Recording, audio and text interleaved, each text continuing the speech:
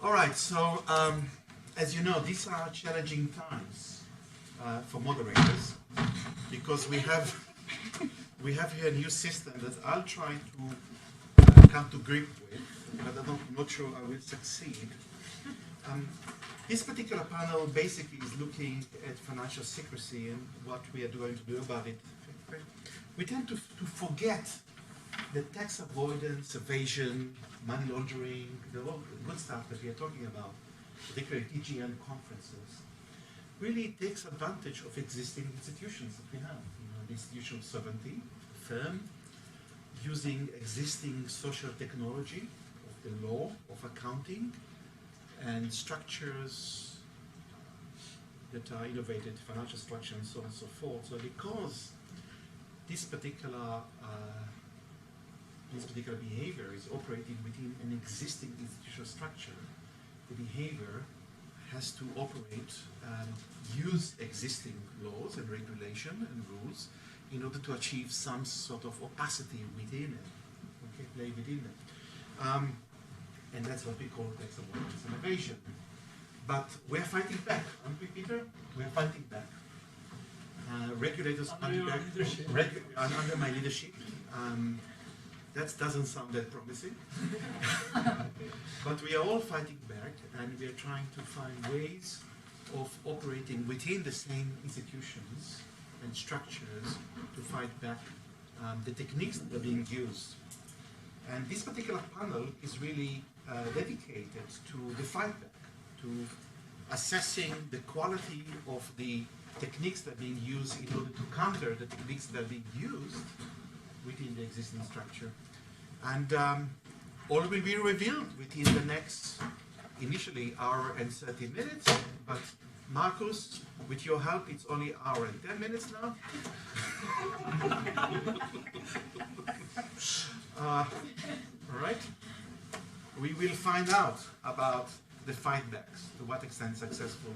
And the first paper will be Petr Jansky. Petr is a conventional economist who is very unconventional, in a sense that he is a fantastic economist, but one of the few that I know who is quite skeptical about his discipline, and rather than use the techniques of economics to how to do it, he used the techniques of how not to do it. That's quite unusual. Petr, in addition to that, is also the head of the department, I learned, of the Department of European Integration. We do need you here, because we have not done a good job in this country, obviously, on that. But Petr, without much ado, and perhaps I'll try to stop you after 15 minutes, just when you are getting warm. Thank you. But I think you did much of the warming up already. So I think, if to use your language, if we are fighting, then we will look at how we are doing in the fight. So that's what my presentation is going to be about. As the title suggests, we're going to look at the financial secrecy index over time and what progress, if any, there is in financial secrecy. And so this work is mainly joint work with Eurostat here, but it's based on the work of many TGN staff members, Marcus, Moran, and others, without whom any analysis of the data that we use would not be possible. So we're just kind of basically reshaping, analyzing the data that TGN create. To provide a more general introduction, let me try to frame this paper and my contribution, also given the fact that we were given 5 extra minutes. Let me frame it in terms of the trilemma of financial secrecy. So how many of you have heard about the trilemma of financial secrecy? Nobody? Okay, so that's good, because it's perhaps one of the first times that this has been spoken out loud. So I'm glad that it really it's proof that this has not been developed before. There are many trilemmas, and this is one of the applications to our case of financial secrecy. So our argument is that there are at least three objectives that a typical country would like to achieve. So these are good things. First one is that a country should be able to set its own financial secrecy, financial transparency policy. So, most of us would agree, this is a part of a country's sovereignty. This is what should be possible. The other objective is that there should be no opportunity for cross-country arbitrage. That even though my country's financial transparency rules are one way, I should not be able to go around them using another country's policies. That's another objective worthwhile pursuing. And the third objective is global integration of financial services. So anybody who has taken a basic economics course will know that there's, for example, a comparative advantage, and by countries trading with each other would benefit from each other, and this is one of the reasons, because it applies to financial services as well, why it might be good to actually have globalization of financial services. So these are three objectives that are worthwhile pursuing, but the thing is, because it's a trilemma, the argument is that it's possible to achieve only two of these objectives. And our argument is that right now we are achieving objective 1 and 3, but not achieving objective 2.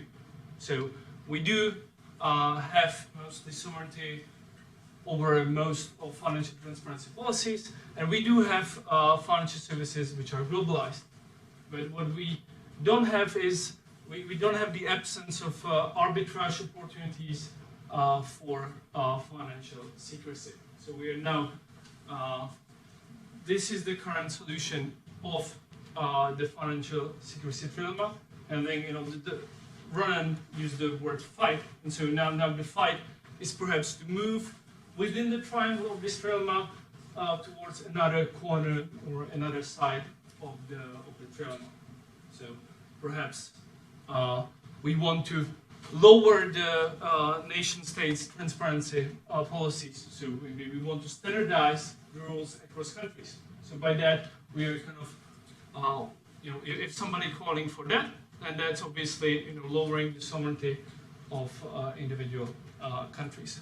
Or perhaps somebody might be claiming that there shouldn't be the financial services, perhaps accountancy firms should not be so much globalized, there shouldn't be so much trade. Perhaps India might be shouting that out right now. So these are some of the options going ahead.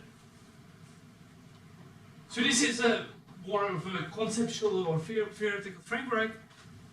One way to frame what we are doing, which is mostly empirical work, as you will see. So one way to view what we do is answering the question, how has the trilemma developed over time? How is it going to develop ahead, but mostly looking back past 10 years. Have we moved within the trilemma? And we're also kind of one side product that we hope some of you might use in the future is that we're kind of translating some of the TGN's financial secrecy index data to even easier use by other researchers, by you. You are an audience, you are a great audience because I don't need to introduce financial secrecy index to, at least to most of you, but then I understand that there might perhaps be a few people who are not familiar with it, and so it's unfair to skip it altogether. So let me just briefly go through this introductory slide. So it's an indicator of financial secrecy, such as anonymous ownership or bank secrecy. So how much various countries in the world are providing these kind of financial secrecy services to other countries. So, well, if there is a sum of all world financial secrecy, what we call here global financial secrecy, then the financial secrecy index is answering the question, how much each country is contributing to this global financial secrecy.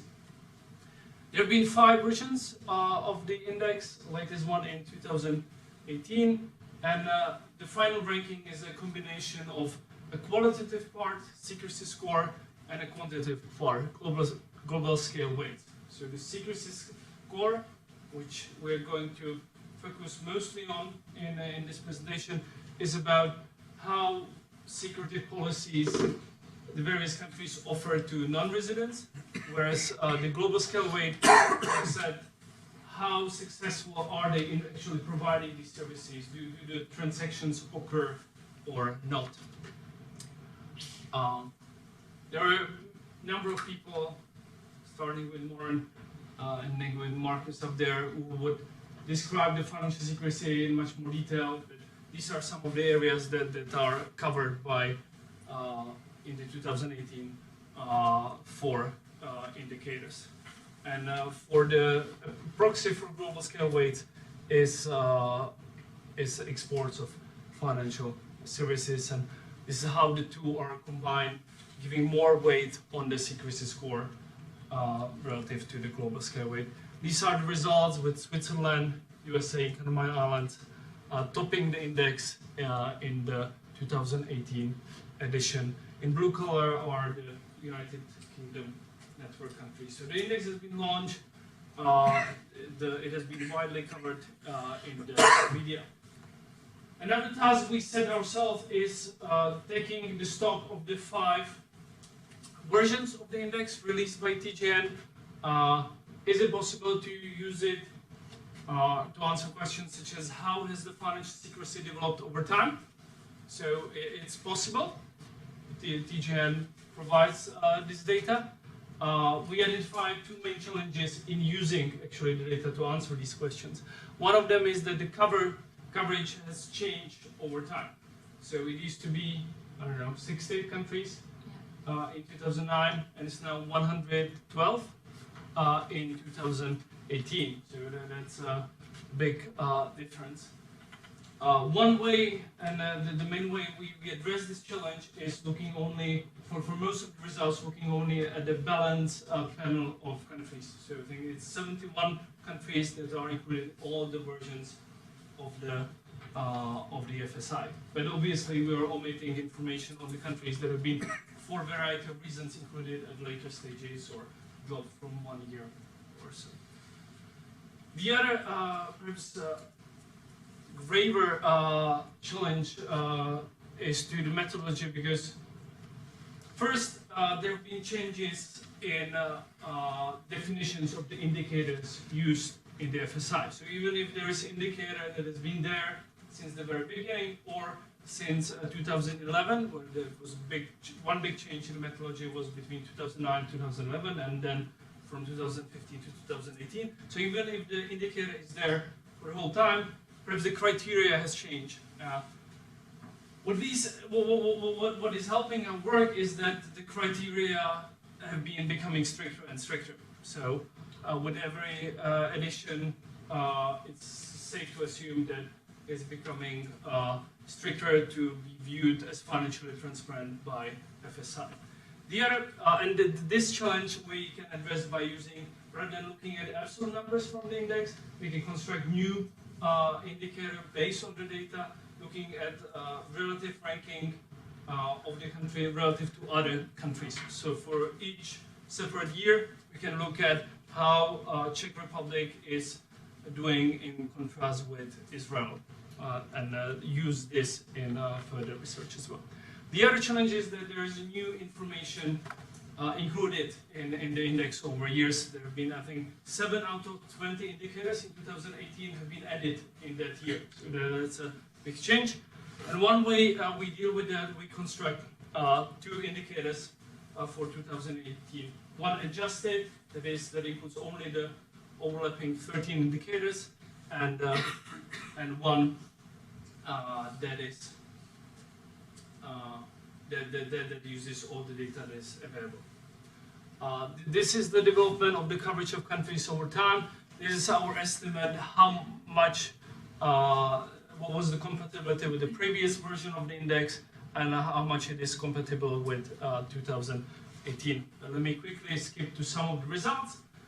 This is one of the main results files. We started this research and we are looking at this number over years. So I remember perhaps first time when we look at it with Marcus and Alex Cobham, it was after 2013. We had 3 years. 2009 is not included here, and it has been decreasing. It has continued until 2015, but now the average secrecy score has somewhat increased to 2018, to a much smaller extent. 2018 adjusted. So we can say that the secrecy score has been decreasing by at least 10%, but we were not so sure what happened between 2018, or between 2015 and 2018. What is also clear from the graph is that the main area that has been decreasing is the international standards and cooperation. That has actually decreased for all countries included in the sample, except for one. You know which country? US. Yes, US. Another result, if I may quickly, is if we look at the relative secrecy score relative to the mean is 1 here in this graph. We see that the countries that are more secretive has generally decreased their secrecy scores between 2011 and 2018. And the countries that had low secrecy scores in 2011 have increased their secrecy score. So there seems to be a kind of convergence in financial secrecy, that countries are becoming similar to each other. Now there are a few. This is kind of confirming the convergence story, where these are some of the top jurisdictions in 2011 FSI, and all the big countries, except for Bahrain, have decreased, or the big countries, the countries with high secrecy scores have decreased their secrecy scores, and all the countries with lower than mean secrecy scores have increased their scores. So there seems to be convergence also in this graph. And then I have a few graphs. This is my favorite graph, which is just repeating the graphs that were there before. This is a change in a global scale weight. This change in secrecy scores. So we see that Netherlands, Malta, United Arab Emirates, they have increased both secrecy scores and global scale weight, and thus increased their FSI values most substantially. In contrast, United Kingdom, Switzerland, Cayman Islands, and Luxembourg have decreased both their global scale weights and secrecy scores, and decreased the least. We're looking at some differences across regions and income groups, but not much is coming out from there. So it's going down in summary. Most of the decline, which is very clear, is due to the International Standards and Cooperation group, which is one of the 4 groups of the key financial secrecy indicators. And some of the countries for which it increased most is United Arab Emirates, Netherlands, and Malta, but it still remains really low for them in contrast with Switzerland or Cayman Islands. So I'm looking forward to a discussion where you could suggest what we could do with this, but even more enthusiastically, I'm looking forward to seeing what you will do or what you are doing already with the financial secrecy data.